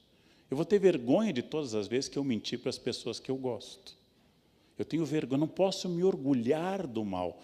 Essa é a grande questão, porque este é o modelo de empreendedor que é apresentado ao mundo. Este é o homem que venceu porque passou por cima das regras. Uma grande empresa brasileira pede para eu dar uma palestra para os seus funcionários, dizendo, nós queremos que o senhor estimule neles o empreendedorismo. Eu disse, mas se eu estimular, eles vão sair da empresa. Porque empreendedor não combina com CLT. Vocês estão confundindo estimular a atividade, a criatividade ou a dedicação, a identidade corporativa, com o empreendedorismo. O empreendedor, por natureza, é alguém que quebra as regras. E como é que eu vou querer um empreendedor na empresa? Alguém criativo? Se a primeira coisa que eu vou medir na entrevista é se ele está vestido de acordo com todo mundo. Ou seja, se o homem está de terno escuro, se a mulher está de tailleur, com poucas joias. Se eu quero que ele tenha um uniforme, como é que eu quero um empreendedor? Se ele aparecer com cabelo roxo ou com um adereço de caveiras, eu não vou contratá-lo. O que significa isso? Que eu não estou querendo um empreendedor. A minha birra não é com o erro. A minha crítica não é moral. Olha o que Steve Jobs fez, eu nunca faria. Provavelmente eu faria, talvez pior. A minha birra é com o orgulho diante do ilícito. Então, talvez seja o ponto que nós estejamos, que as pessoas estejam se orgulhando do ilícito. E isto dificulta, inclusive, o nosso diálogo. Sem ética não há diálogo. Se vocês querem saber o que é uma sociedade que abriu mão de toda e qualquer potência ética ou de possibilidade ética, vocês têm que olhar para a Síria de hoje. A Síria de hoje é um país onde 3 grupos igualmente homicidas, um ditador, um grupo de rebeldes e o Estado Islâmico, estão se matando. Quem matar mais, vence. Quando 3 não estão dialogando mais, não tem mais nenhuma ética, não tem mais diálogo, e a população síria tem que se atirar no mar. Ontem morreram 2 pessoas de frio, porque agora estão fugindo para uma Europa gelada, nas águas tumultuadas do Mediterrâneo. Quando não há mais ética, não é mais possível a vida em conjunto. Eu posso negociar, por exemplo, dentro da relação de um casal, praticamente tudo. Eu posso dizer que você foi violenta, você foi violento na fala, ou que você foi injusto, ou que você foi agressivo. Mas são possibilidades de diálogo. Enquanto há diálogo, existe chance para o casamento, para a amizade, para as relações. Quando há agressão física, isso se interrompe. Se você levou um tapa na cara e continua dialogando, a próxima etapa é ler 50 tons de cinza e ser feliz no casamento, porque você está, de alguma forma, gostando disso. A agressão física, ela interrompe o diálogo, ela interrompe a possibilidade, a ética estabelece limites, e um desses limites importantes é o limite exatamente da questão física. Bem, Sartre disse na sua peça Entre Quatro Paredes que o inferno são os outros. Porque o outro nos obriga permanentemente a pensar valores e assim por diante. Mas Gandhi dá uma pista distinta que eu gosto muito. Gandhi diz que a maior questão para todo mundo levar como tradição de vida, ele diz isso pouco antes de ser assassinado, em janeiro de 48, ele diz que eu devo ser a transformação que eu quero ver no mundo. Que a minha família deve ser a família que eu quero mostrar ao mundo, não para o Face, mas para o mundo real. Que se eu sou um defensor da ecologia, ótimo, a minha casa recicla lixo. Eu não preciso protestar contra uma empresa em Mariana. Eu posso protestar contra a empresa em Mariana, mas a minha casa recicla lixo. Se eu sou contra preconceitos absurdos como o machismo, como preconceitos absurdos, como a homofobia e o mais indescritível de todos, que é o racismo, que é a imbecilidade mais sólida que a espécie humana já criou, se eu tenho isso como meta, como eu tenho ao militar em grupos antirracistas, eu tenho que demonstrar que eu sou o exemplo disso. Quando eu sou o exemplo disso, eu comecei a mostrar ao mundo o que eu quero. Agora, onde eu meço essa ética? Aí tem uma regra, que não é minha, é de muita gente. Eu não meço a ética quando eu falo com o juiz do Supremo Tribunal Federal. Eu não meço a ética quando eu estou falando com o delegado. Eu não meço a ética quando eu estou falando com alguém mais forte do que eu, física ou institucionalmente. Eu meço a ética falando com faxineiras. É aqui que eu meço a ética. Com as pessoas que eu não precisaria ser ética, é que eu meço a minha ética. Porque respeitar o delegado não é ética, é instinto de sobrevivência. Respeitar uma pessoa mais forte do que você significa que você vê e tem um mínimo equilíbrio psicológico para isso, que você é um ser humano mais ou menos racional. Você não é ético, você é esperto. Respeitar a ética é exatamente respeitar a faxineira terceirizada. Você mal sabe o nome, porque troca todo dia. É esta que mede a sua ética. É esta. E a invisibilidade do trabalho no Brasil é uma coisa impressionante. Há uma experiência na USP, que muitos senhores devem ter visto, de um rapaz no 5º ano de psicologia, 10º semestre, que a Folha de São Paulo publicou, que decidiu, no 10º semestre, fazer um experimento psicológico, colocou o macacão a roupa laranja dos varredores da USP e passou a varrer o corredor da faculdade que ele estudava há 5 anos, 10 semestres, pelas quais passavam seus colegas e seus professores. Não foi reconhecido por ninguém, porque ele estava de macacão. Ninguém olhou na cara e cumprimentou. Ninguém. Se conheciam há 5 anos. A invisibilidade do trabalho físico, em particular, é notável. Ela é notável. Então, eu tenho que ser a transformação que eu quero ver no mundo. Qual é a família que eu quero? Qual é a farmácia que eu quero? Qual é o mundo que eu quero? Eu não posso mudar o mundo, mas eu posso mudar o meu mundo. E isto já é muito, a maioria das pessoas não faz nem isso. E isto fará um mundo mais ético. E eu tenho insistido nisso em todos, eu volto a este tema, em todo lugar, independente do enfoque que eu dou. A vida ética é uma vida mais fácil. A vida sem ética é uma vida difícil. Porque a pessoa sem ética tem que mentir e tem que ter uma excelente memória. Ela tem que ser perfeita nessa memória. Eu contei uma vez, no Nordeste, em Pernambuco, que um amigo meu, infelizmente, me contou que estava traindo a esposa, e aí ele contou o modus operandi. Ele precisa tirar dinheiro no banco para não usar o cartão, que ela vê o extrato. Aí ele tem que pedir um carro emprestado a um colega de escritório, porque a placa dele pode ser fotografada no motel. Aí eu perguntei para ele, e os cheiros do motel, sabonetes vagabundos, etc. Eu levo mexerica e como um monte de mexerica depois. Então já sabe, marido voltou cheirando a mexerica, você já sabe que vocês já têm sócio na relação. Ora, a minha pergunta para ele é óbvia. Infelizmente, as relações humanas não são eternas, porque nós não somos eternos. Mas não é mais fácil não trair? Porque parece muita coisa para pouco. Principalmente porque a idade dele é superior à minha, é pouco mesmo. Independente do auxílio de Lavoisier, independente do auxílio de todo mundo, Galeno, a idade dele não vai permitir uma longa infração. Vai conseguir um espasmo químico conseguido com óxido nitroso, mas é alguma coisa. Bem, a vida sem ética é muito trabalhosa. Eu posso roubar de uma empresa pública e posso me dar bem com isso.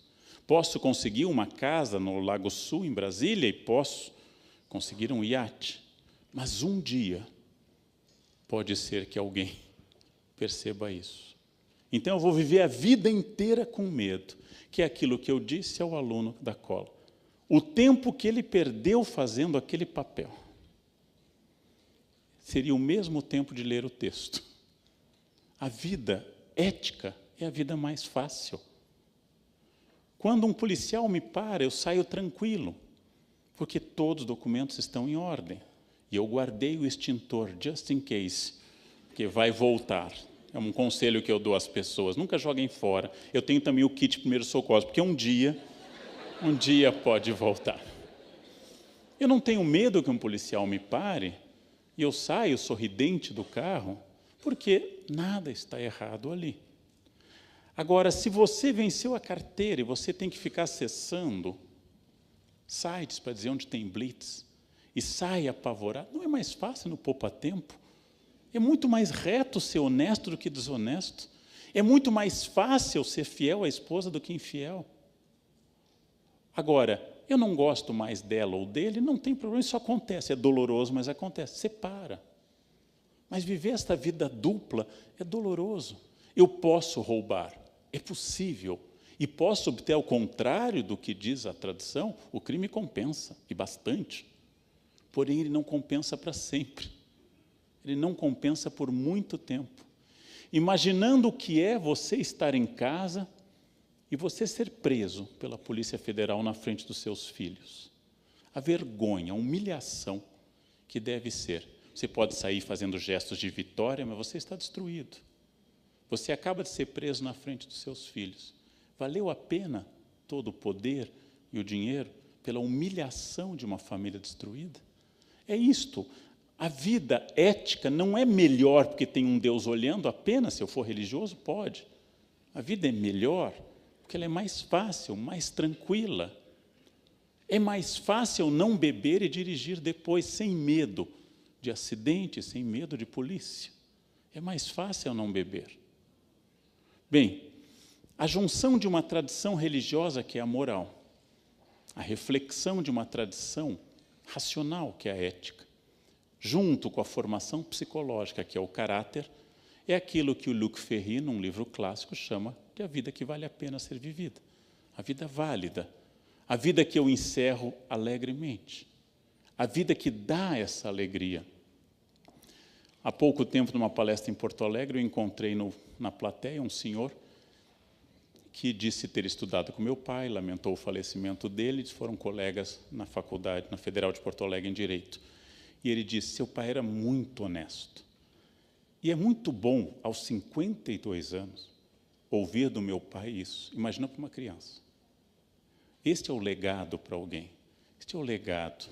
Você já pensou a humilhação de ser demitido por infração, por roubo, quando não preso? A vida que mistura essa boa formação de caráter, essa ética e essa moral, é a vida válida. Exatamente no momento difícil, porque no plano estatal, poderes públicos, até no futebol e no mundo empresarial, estamos com uma explosão de casos. E parece que não tem mais onde você ver mais podridão. É exatamente neste momento que a ética é necessária. Mais do que nunca. Mais do que nunca que o indivíduo tem que dizer, mesmo que a sociedade inteira diga outra coisa, quais são seus valores. E isto é uma decisão. Hoje de manhã alguém me perguntou se eu não ficava irritado com tantos elogios no Face. Eu disse, olha, o elogio significa que o eu daquela pessoa concordou comigo. A crítica significa que o eu daquela pessoa não concordou. E os dois continuam valorizando o seu eu. Eu tenho que estabelecer princípios para mim que não se abalem com o elogio ou com a crítica. Que observe as críticas, se elas forem boas, mas que entenda que os valores são meus. Mas a minha percepção fechada sobre mim, que é a percepção líquida, faz que a maioria das pessoas tenha uma dificuldade enorme em perceber essas coisas. Perceber o espaço do outro. Perceber no momento que eu ponho o meu carro na rua, que eu estou numa negociação complexa, poliédrica, com muitos fatores que envolvem muitas pessoas. Vidas humanas, a minha, bens materiais, incomodação. E eu tenho que fazer esse equilíbrio sempre, permanentemente, perceber o outro e perceber o que são valores. É uma pergunta muito importante. Eu vou contar um breve caso que eu nunca tratei antes em palestra, de um socialista utópico, Robert Owen, que no século XIX, depois foi muito estudado como o primeiro socialista utópico, ficou muito irritado com a exploração intensa dos operários na Inglaterra e na Escócia. Decidiu, então, baseado num senso de justiça notável, fundar a primeira fábrica na Inglaterra com valores éticos. Ele reduziu a carga de trabalho para 10 horas diárias, era em média 14 a 16. Ele proibiu o trabalho infantil, ele instituiu creches na fábrica, início do século XIX. Ele mandou cada funcionário colocar uma estrela de uma cor de acordo com o seu humor. Quem estivesse de mau humor, as pessoas não se aproximavam muito e deixavam. Ele criou técnicas que até hoje seriam modernas em RH. Este homem criou a primeira fábrica feliz, e essa fábrica recebeu a visita até do czar da Rússia, do rei da Inglaterra, porque era uma fábrica modelo. Ele passou a produzir um tecido com funcionários felizes e bem pagos, e foi à falência.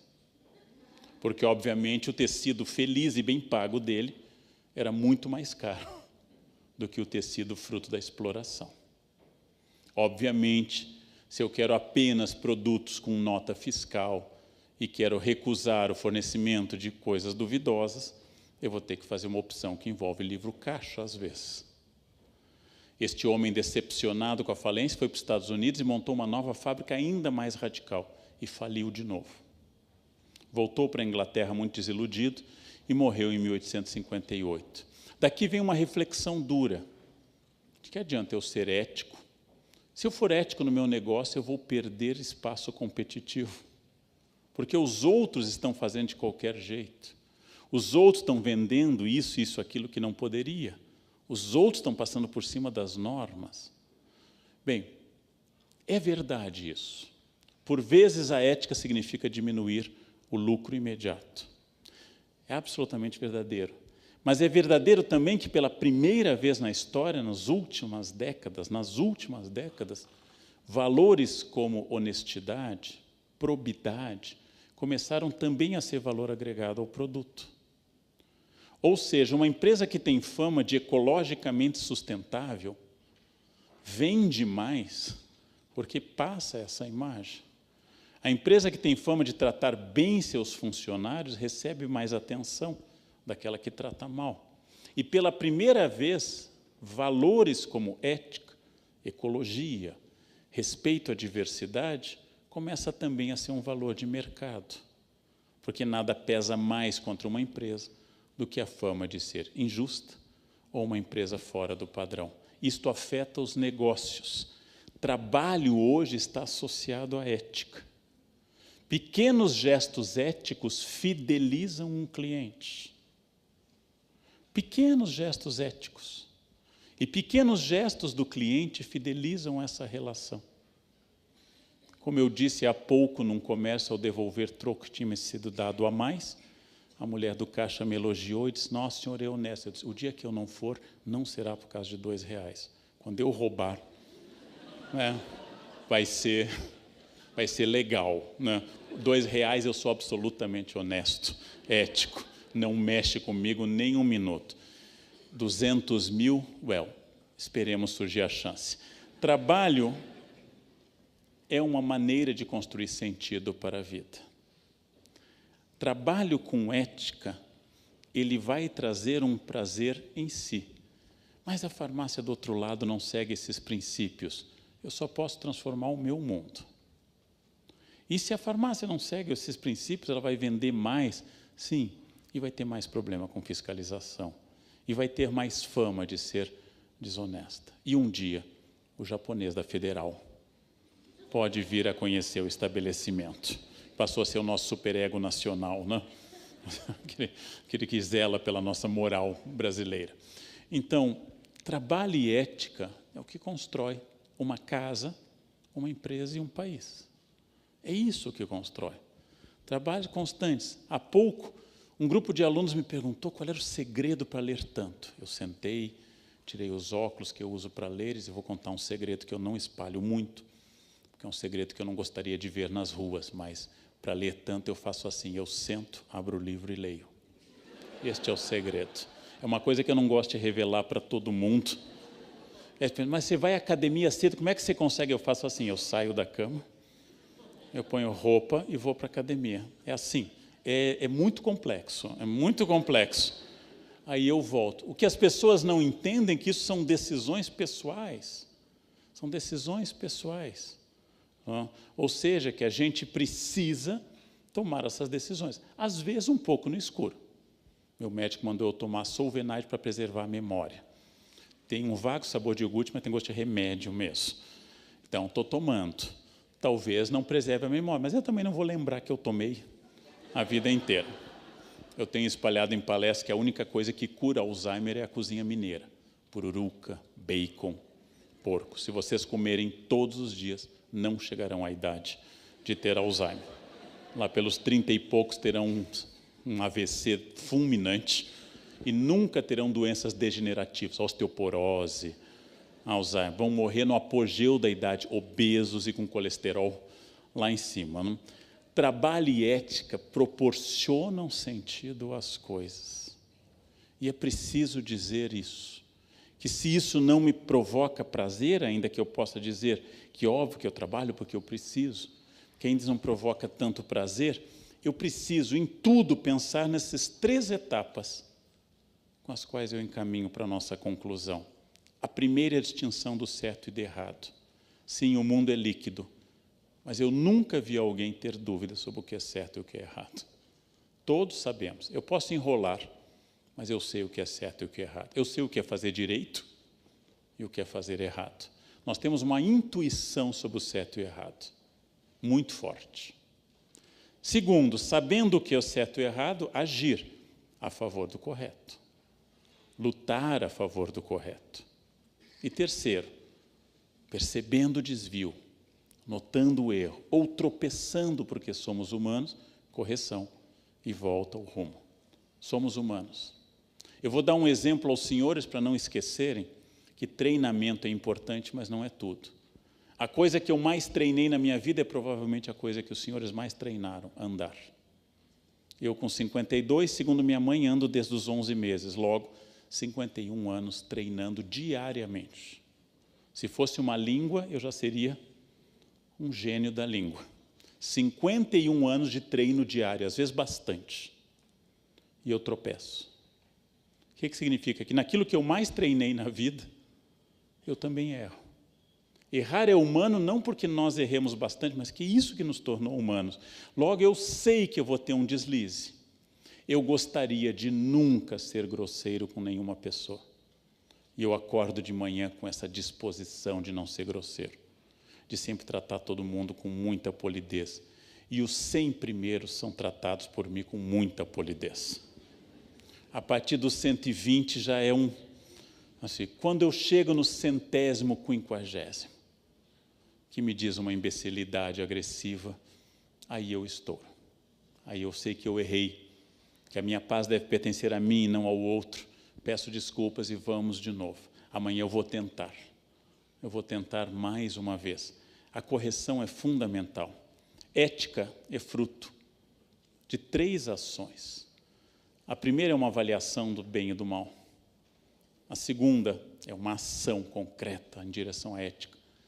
E a terceira, que complementa a segunda, é a correção do ato alheio ou meu permanente. Todos sabemos, nós temos todas as respostas. Eu estou convencido que todos aqui sabem exatamente, por exemplo, se é hora de manter o casamento ou interrompê-lo. Todos sabem isso, mas nem sempre é a resposta que eu quero ouvir. Uma vez eu disse isso numa palestra há muitos anos, e o fotógrafo me disse depois por e-mail, que chegou a casa e rompeu com a esposa graças à minha palestra. Esse não é isso que eu estou dizendo. Não me acuse. Estou dizendo que eu sei as respostas. Vê-las ou não vê-las é um pouquinho uma escolha minha. A ética nasce de uma reflexão. Essa reflexão envolve ação, e aí o feedback que vai fazer eu corrigir meus atos. Este é o ponto que eu preciso melhorar. Eu preciso melhorar, por exemplo, minha reação a frases não muito lógicas. Eu preciso melhorar minha reação. Quando alguém me disser uma frase não lógica, eu preciso entender mais e julgar menos. Esse é um ponto que eu falho muito. Contei ontem no Jornal da Cultura que um taxista me disse, clima maluco, né, doutor? E eu disse, não, o clima de São Paulo é subtropical de altitude, a temperatura oscila 10 graus na primavera e no outono. Não é maluco, ele é absolutamente dentro do esperado. Aí ele entra num silêncio absoluto, a gente não conversa mais nada a partir disso. Eu devia dar sequência, e o jogo de ontem, tanto faz, não precisa nem ter visto, né? Basta dizer, e aquele lance, aí a conversa segue e você vai. Eu preciso pensar permanentemente nos grandes e pequenos defeitos, avaliá-los. A imagem de uma escultora americana chamada Carlyle é a imagem de um homem se esculpindo, é um self-made man, de fato. É um homem se esculpindo. Fazer e fazer-se é a síntese dessa crença aristotélica de que eu me produzo. A minha vida não é infeliz ou feliz. A minha vida não tem sorte nem azar. Eu não tenho segredo de trabalho, ou de leitura, ou de atividade física. Eu não sou particularmente mais brilhante que os outros. Eu apenas sei que eu tenho que me fazer, permanentemente. Sorte é o nome que vagabundos e fracassados dão a quem tenta. Nossa, como você teve sorte. Todo vagabundo e todo fracassado vai dizer, nossa, você teve muita sorte. Eu tive uma sorte enorme.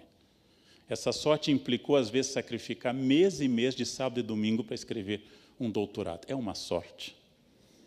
É uma sorte. Eu tenho raiva disso. Porque quando alguém me diz, você tem jeito com línguas, parece que um dia eu sentei, now I speak English, je parle français très bien. Não, gente. Foram anos decorando, estudando, melhorando, e ainda estou longe daquilo que eu quero. E quando alguém diz que você tem jeito com línguas, esse jeito é sentar e fazer. O homem que se faz não é aquela crença liberal que todo mundo tem seu destino nas mãos. Eu sou eu e minhas circunstâncias. Mas é a crença que ética, em particular, nasce da consciência de que a minha vida, minha família, minha cidade, o país que eu moro, tudo isso pode ser muito melhor a partir da minha melhor. Esse é o primeiro passo. E era essa reflexão que eu quis desenvolver com vocês nessa tarde de verão. Muito obrigado pela atenção. Obrigado. Obrigado.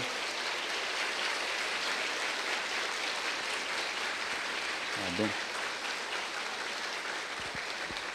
Nós temos um espaço para perguntas, para questões. Temos, e nós vamos fazê-lo pelas Filipetas novamente, tá? Os funcionários do CRF já estão. O professor Leandro Carnal está aqui à disposição. Perguntas, questionamentos, enfim, e afins, por favor, nas Filipetas, rapidamente, a fim de que nós possamos ainda respondê-las dentro do tempo e aproveitar aqui, no bom sentido, de todo o conhecimento do professor. Quer no microfone? Marcelo, doutor Marcelo, vamos microfonar o doutor Marcelo ali, só um momentinho.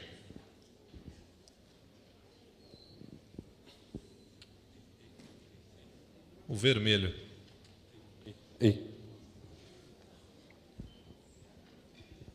Professor, obrigado pela palestra. Que agradeço. Minha pergunta, assim, você mesclou aí uma série de questões, e uma delas que eu persigo, né? Estou querendo fazer doutorado na área de ética, mas é a percepção que as pessoas têm, aí partindo até da categoria farmacêutica, né? Que acho que ela é um profissional de saúde, né? Pressupõe que ele tenha muito claro a questão dos limites éticos, porque ele lida com vida, né? E aí, assim, dado o comportamento da categoria, principalmente em rede social, né, então eu vou lhe dar alguns exemplos. Eu vi recentemente um caso, uma pessoa que tirou fotos, era uma empresa pública, né? Ele tirou foto dessa empresa, né? E falando do local que, inclusive, ele seria um responsável por aquele almoxarifado, né? E começou a falar, olha que vergonha esse lugar aqui, né? Inclusive, isso poderia até ser, eu acho que, encarado como crime, né? Um outro caso de farmacêutico, né? que coloca na rede, de forma extremamente agressiva, né, ataque a pessoas e a entidades em assuntos assim que não tem nada a ver, né, uma falta até de conhecimento. E aí me leva a me questionar assim, qual é a compreensão de ética das pessoas, assim, do ambiente do trabalho, da sua responsabilidade, das entidades que o representam, né? E expondo isso, né, como se aquele mundo virtual não fosse um mundo onde ali tudo bem, né? Como se ele não fosse, você tivesse, quando você agride no mundo virtual, como se não estivesse agredindo uma pessoa, como se existisse essa diferença, né? Eu queria, já que você falou em ética e falou muito em rede social, na hora que você estava falando, me suscitou essa questão. Questões muito importantes, Marcelo. Eu acho que a internet está fazendo ainda uma diluição maior da responsabilidade diante das coisas. A capacidade de agressão das pessoas na internet está muito grande. E o debate, ele é sempre essencial. Como eu disse durante a palestra, a falência do debate tem como consequência extrema o caso da Síria. Por isso que eu temo quando alguém está falando e outra pessoa não quer escutar. Eu temo isso, porque há muitas maneiras de protesto político, mas elas passam por ouvir e responder.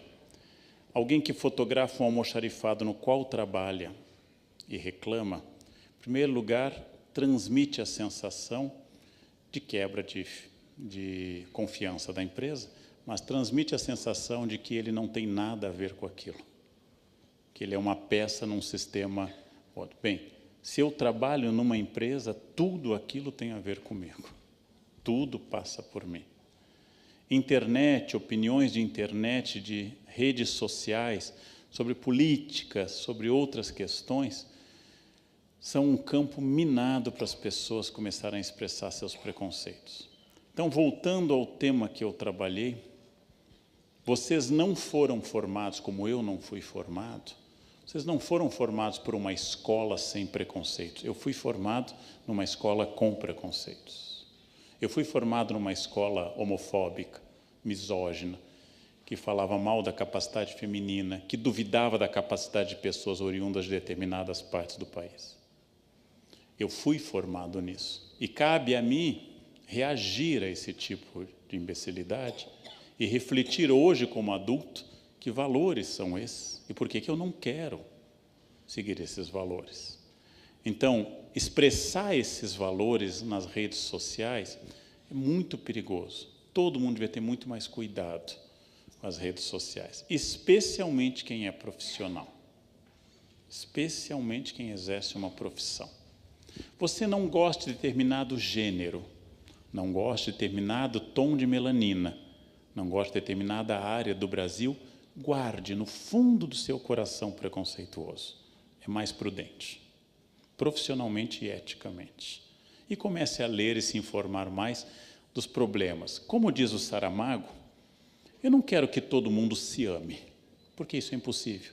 Quero que, no máximo, se respeitem. Já é bastante.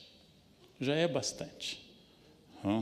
Então, esta é uma questão, como uma atriz do Rio de Janeiro disse há pouco, eu não sou obrigada a gostar de gente gorda. Claro que não é. Isso fala de uma série de traumas a resolver com o seu psicólogo. Porém, eu sou obrigado a não expressar esse tipo de questão. Eu sou obrigado a não dizer ao mundo que eu tenho um modelo e que o mundo deve se adaptar a este modelo. Eu não devo expor assim a minha dor ao mundo. Todo preconceito expõe uma dor e um medo. Todo agressor é alguém que tem medo profundo de alguma coisa. Dizendo e repetindo Freud, todo gesto de homofobia é o choque entre dois homossexuais. Um que aceita quem é e o outro que não aceita.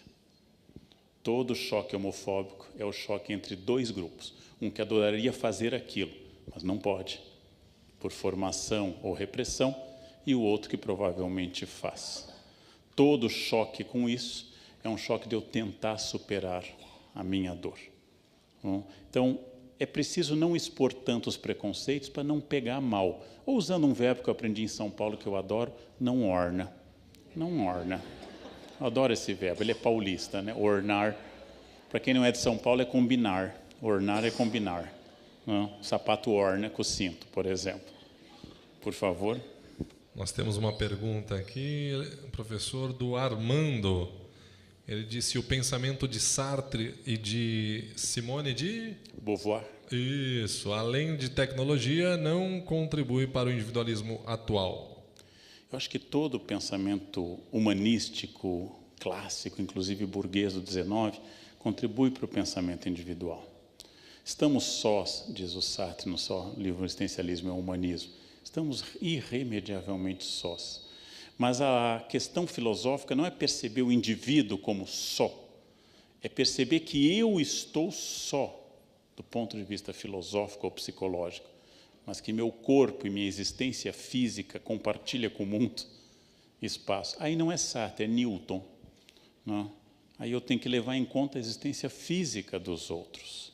Ou seja, o individualismo não é um problema se ele for entendido como individualidade.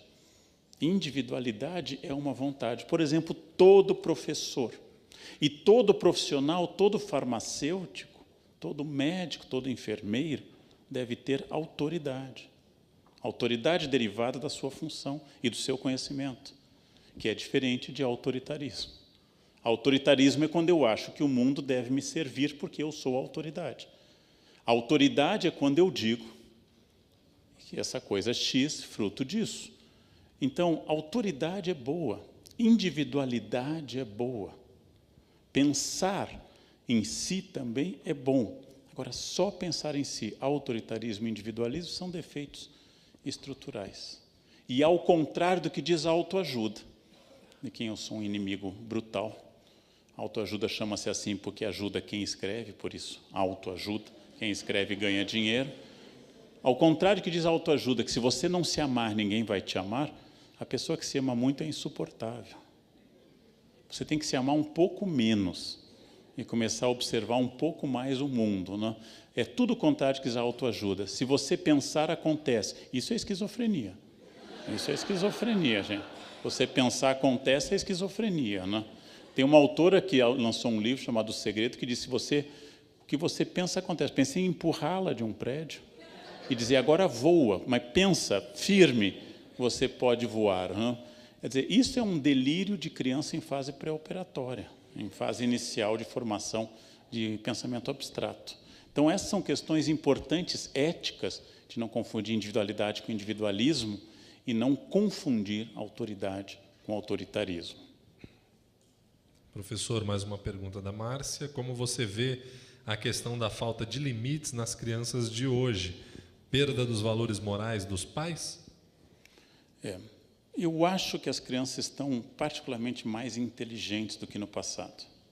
Eu acho que elas estão com um pensamento mais conjunto, eu chamo de pensamento Windows, quer dizer, várias coisas ao mesmo tempo. Eu estou com uma sensação, meu sobrinho mais novo tem 5 anos, que na praia ele fez assim para mim, quando eu disse que ele não podia pegar uma coisa, uma faca, ele fez assim para mim, que ele queria passar a tela. Eu tenho a sensação que quando eles não gostam, eles querem passar a tela para tudo. É uma geração touchscreen. Toda geração reclama que a anterior não teve os mesmos limites.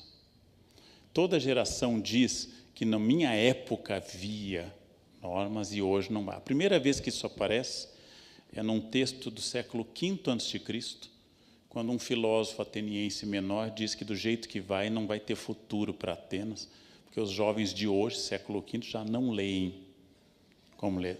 Isso significa apenas idade. Quer dizer, quando eu achar que a outra geração está perdida, é sinal de que eu já envelheci. Porém, como os pais mais frequentemente trabalham hoje, os dois fora, e mais frequentemente têm culpa e é obrigatório ser feliz, nós achamos que a condição da existência é a felicidade plena e que o trauma destrói, quando na verdade o trauma é um elemento construtivo da personalidade. Então, cada vez mais as pessoas acham que ser bom pai é provocar felicidade permanente. Ser bom pai é mostrar felicidade, deveres, coisas desagradáveis a serem feitas.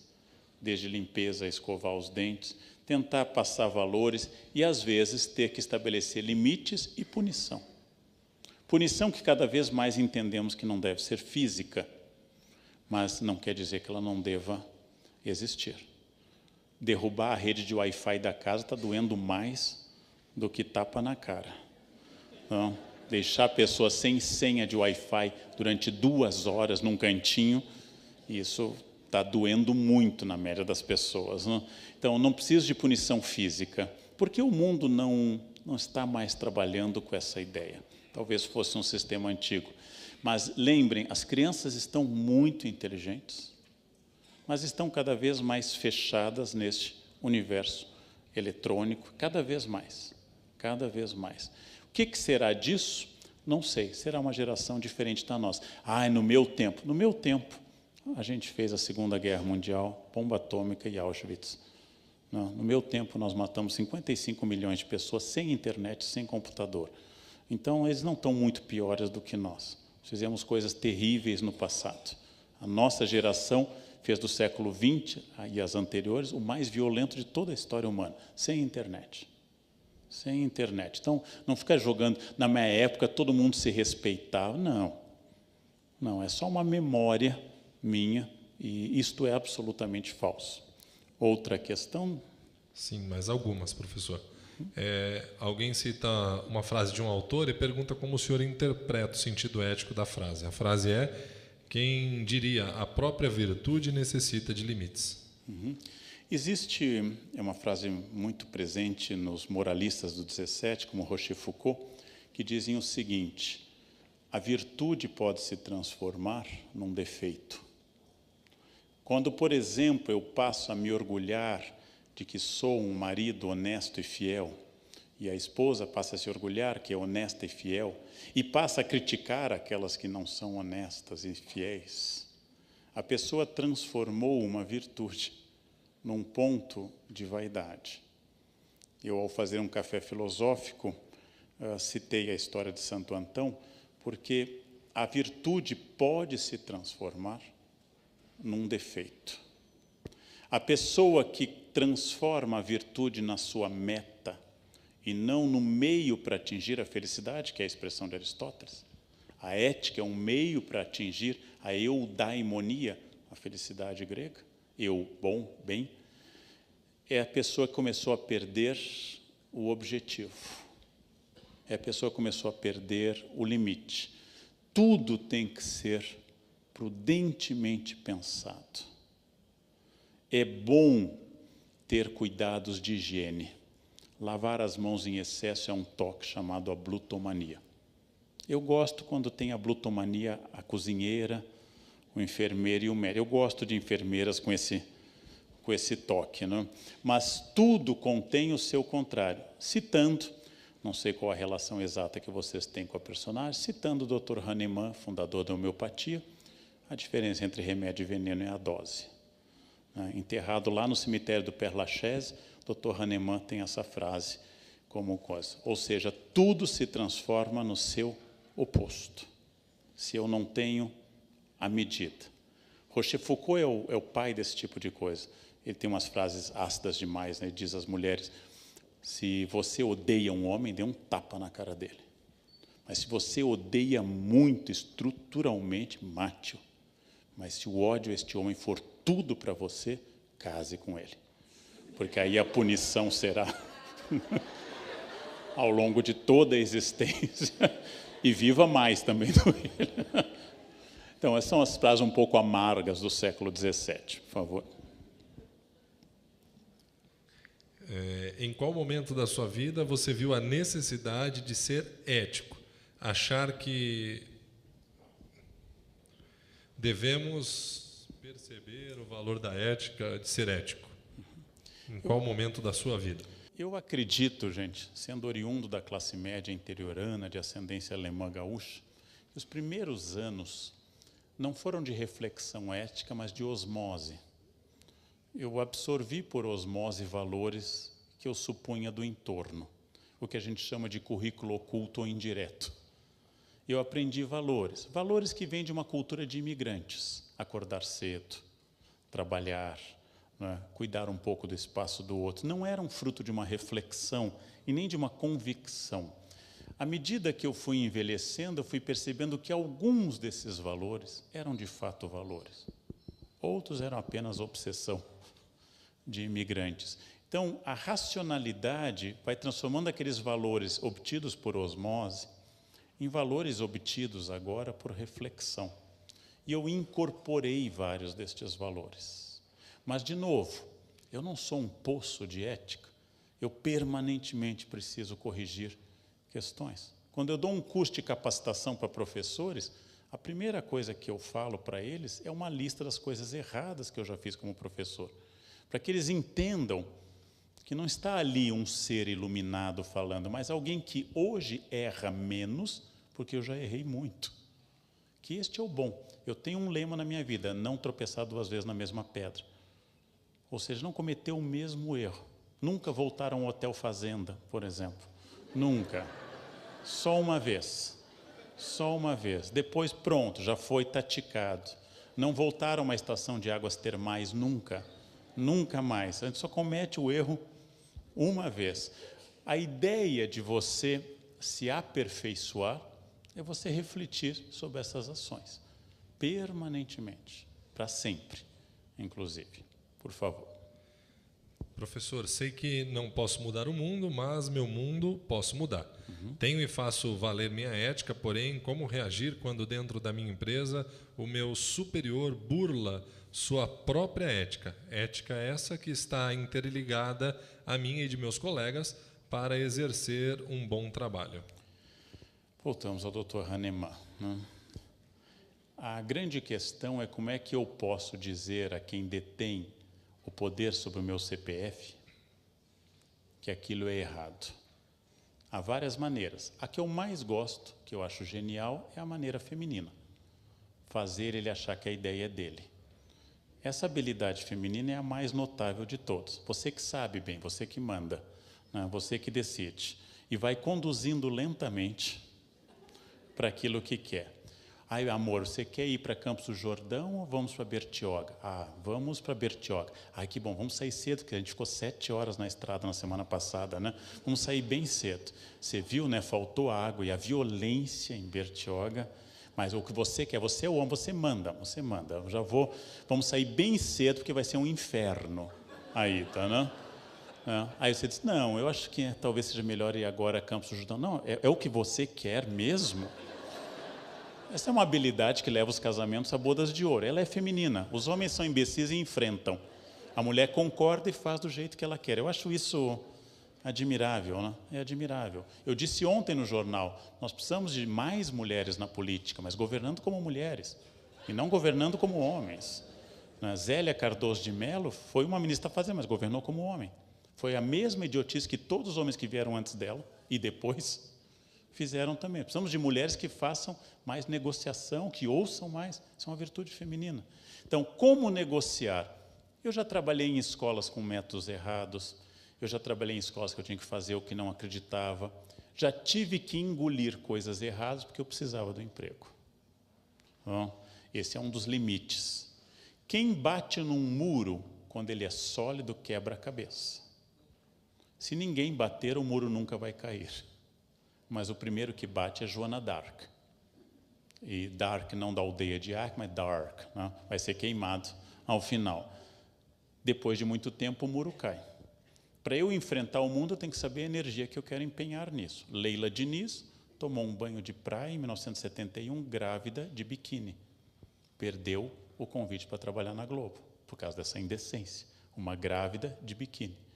Depois dela, todas as grávidas puderam, porque os mais jovens não sabem, mas as grávidas tinham uma cortininha, era um maiô e tinha uma cortininha na frente, era fascinante, né? Tinha um palco, tinha uma cortina na frente. Quando eu era criança, mulher casada andava só de maiô preto na praia. Bem, Leila Diniz abriu o caminho, mas pagou um preço por isso. Perdeu o seu convite para trabalhar na Globo. Então, há sempre um preço a pagar. Que preço eu quero pagar? Que preço? E, por fim, eu não consigo tolerar aquilo e continua sendo assim, resta trocar de emprego. Dizem que o Brasil vai melhorar depois de 2018. Então, aguardem um tempinho,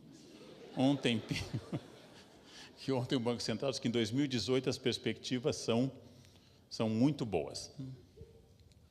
Nós temos aqui, na verdade, um desabafo e uma pergunta. O desabafo é que alguém no processo de composição da escrita do mestrado foi acusada pela orientadora de estelionato.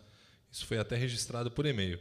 Após dias e horas de leitura, interpretação e construção do conhecimento, apesar de seguir desapontada, finalizou o mestrado sem laços com a orientadora, mas eticamente tranquila. E por falar em estelionato e eticamente tranquilo, tem uma outra pergunta da Sueli, que ficou curiosa sobre a palestra proferida em Brasília, e ela quer saber qual foi a reação da plateia, se ela ficou surpresa a respeito do significado de ética.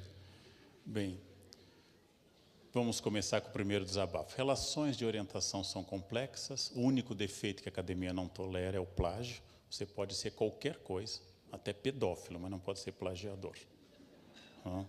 A academia não tolera isso. É uma relação complicada, porque ela é um pouco paternal e um pouco de feitor. É uma relação complicada. Você precisa de muita estabilidade para isso. Só para dar um exemplo, eu tinha um aluno que escrevia muito mal. E para não enfrentar a vergonha de uma banca com português ruim, eu sentei com ele e passamos um sábado na universidade corrigindo o trabalho dele de manhã até à noite, linha a linha com régua. Ele acatou, era muito simpático, imprimiu, defendeu, e uma das grandes professoras da USP disse a ele: nunca estive numa banca sem nenhum erro de português. E ele disse: e meu orientador acha que eu escrevo mal. Isso acontece, né? Isso acontece, né? E você não pode dizer, o contrário, né? É uma relação difícil, ela é complicada. Agora, voltando à questão sobre palestra em Brasília. Foi no subsolo do Banco Central, foi um fórum que reúne as estatais, estavam presentes os presidentes das estatais, porém estavam presentes funcionários dos conselhos e outros. Foi muito interessante, porque eu me dei conta nas perguntas e no debate, naturalmente todos louvam a ética, isso é muito importante, como diz tanto a Epístola a Tiago como Santo Agostinho, o demônio crê em Deus, o demônio nunca é ateu, porque ele sabe quem o jogou lá. O demônio tem uma profunda fé, maior que a média das pessoas. O demônio é o único que nunca duvida da existência de Deus. Os safados conhecem ética, obviamente. Então, os funcionários, em particular, me trouxeram questões, só para dar um exemplo que eu aprendi em Brasília. No meio deste processo de destruição da Petrobras, deste crime que nós cometemos neste país, o nós aqui é retórico, a Petrobras atingiu ano passado o recorde de produção de 2,4 milhões de barris por dia. O que significa? Tem um grupo de funcionários trabalhando de sol a sol nas plataformas, fazendo essa empresa produzir muito, apesar da cambada de ladrões que se apossou da empresa. O que significa isso? Quando a gente fala de estatal, precisamos medir um pouquinho essas questões. Nós não podemos julgar o clero por causa de alguns padres pedófilos. Não podemos julgar pastores por causa de alguns interessados apenas no dízimo. Nós não podemos julgar o amor de um pai por uma filha a partir do caso Nardoni. Nós precisamos avaliar um pouquinho mais seriamente, mas lembrando que o demônio crê em Deus.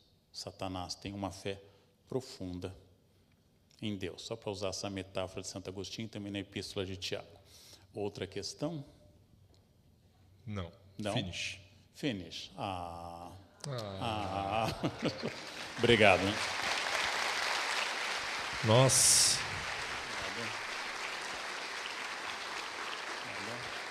Nós agradecemos muito, professor, doutor Leandro Carnal, pela sua apresentação, enfim, pelo tempo disponibilizado para perguntas e respostas. Muito obrigado, professor, doutor Leandro Carnal. Mais uma vez, os aplausos da plateia. Obrigado.